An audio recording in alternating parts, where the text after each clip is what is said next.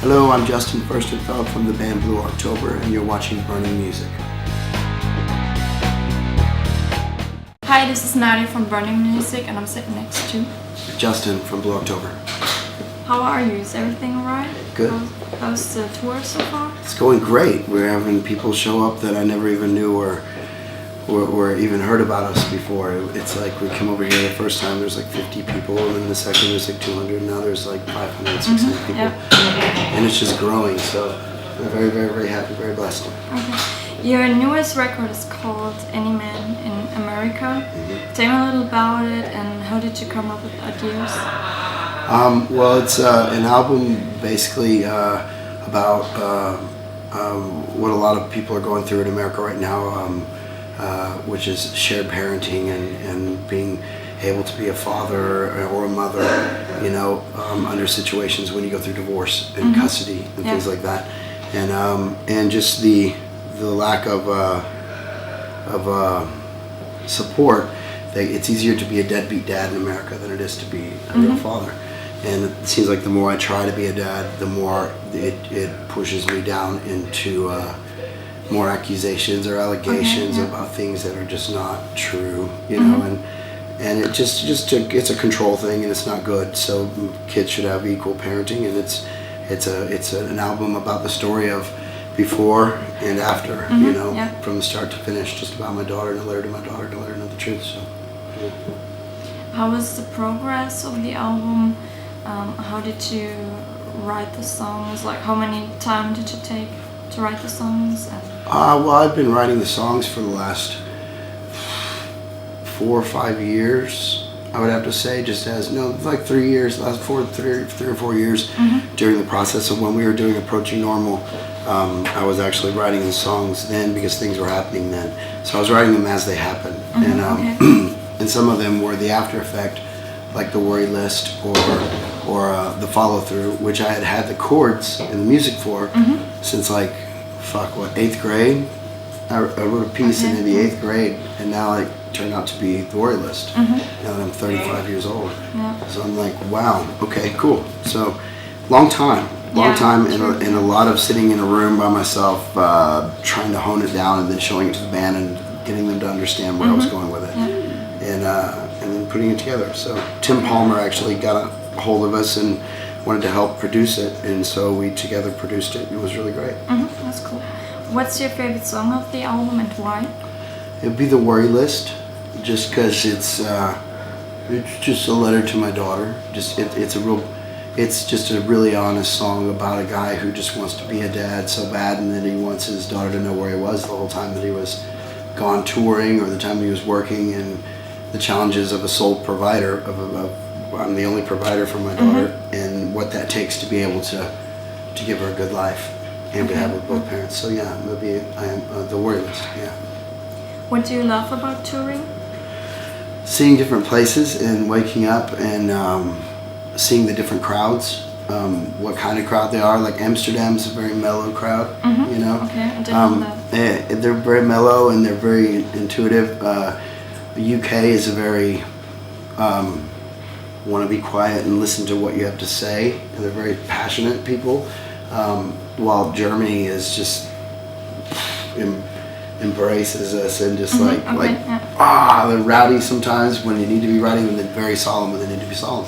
So it's really amazing to see the difference in people and architecture and places and beautiful countrysides. Okay.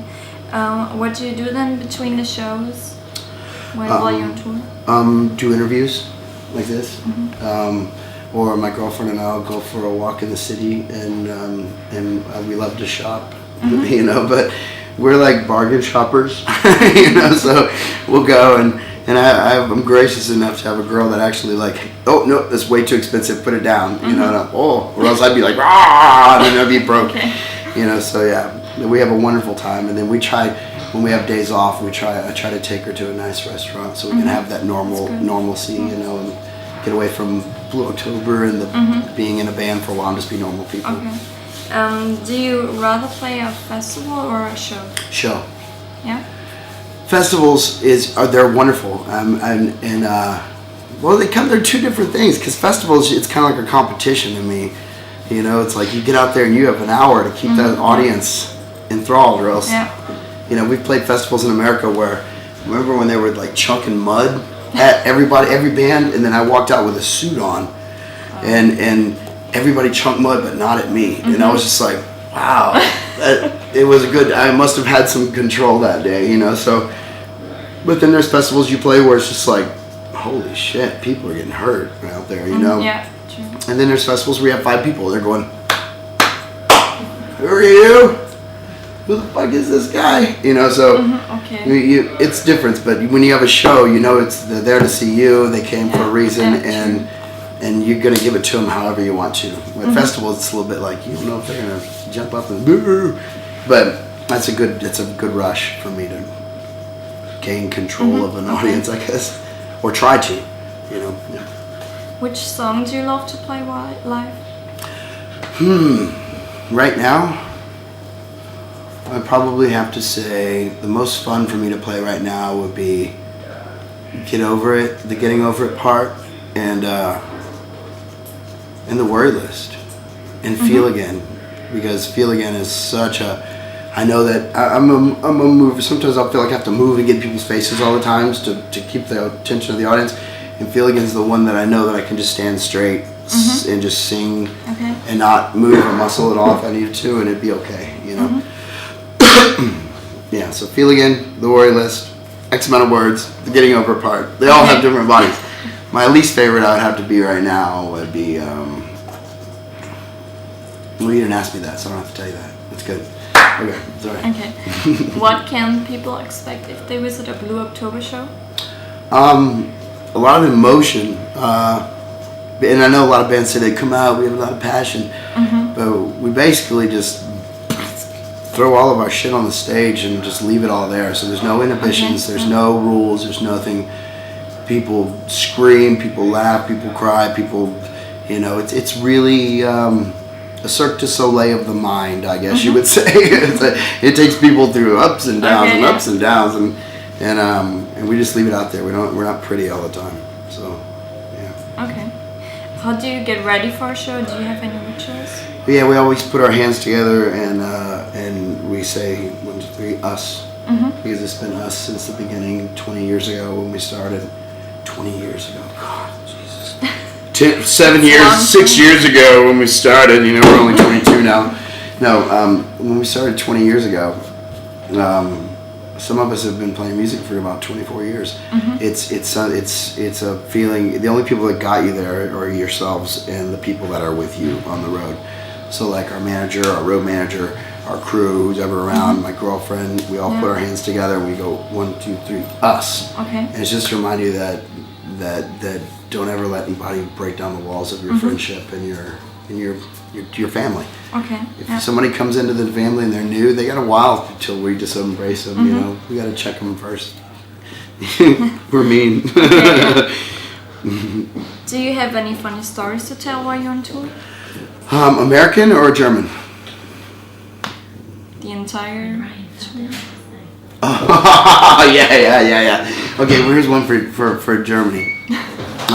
Last night we always have me and Ryan. We're always your mama jokes, and it's like your mama did this. Well, your mama did this. Well, I was with your mama. Well, you were with mama. You know, that kind of thing. Okay. Well, last night we were going a little far, you know, and Ryan was doing something, and he kept fucking with me and fucking with me and fucking with me and my girl. So we were walking out, and he kept pushing at me, moving stuff in my way. So because there's a bunch of fans around, so it looked like I'd be and so I just pushed this bag behind him, and he goes, whoom, and he fell, and his face went beet red.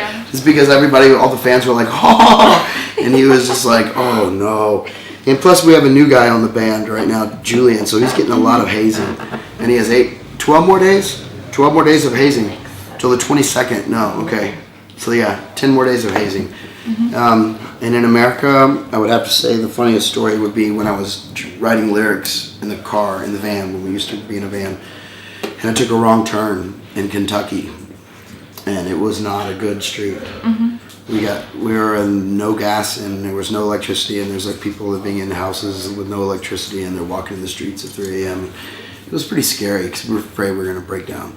But it was really funny now that you think about it. So, yeah.